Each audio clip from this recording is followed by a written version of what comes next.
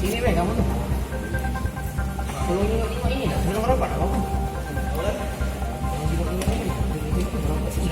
Satreskrim Polres Bali beserta dengan Polsek dalam seminggu ini mengungkap ada 5 kasus 363 curat. Itu modusnya gimana masing-masing?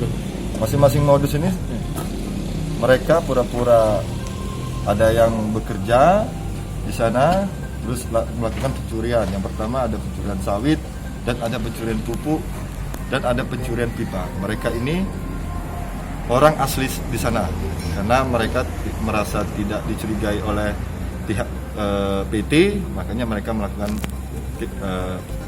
pencurian tersebut. Semuanya perusahaan korbanannya.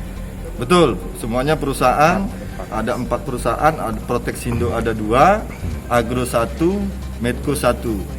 Itu selama sepekan ini berapa TSK yang diamankan kemudian? Selama sepekan ini berapa TSK yang diamankan kemudian? ada 9 TSK yang diaman, 10 karena satunya tidak bisa dibawakan. Jadi ada 9 TSK yang kita amankan selama 1 minggu ini. Untuk ancaman sendiri untuk 10 tersangka? Untuk semua ancamannya sama 5 tahun ke atas. Berdasarkan pasal 363 KUHP. Jangan lupa subscribe, share, komen, dan like ya.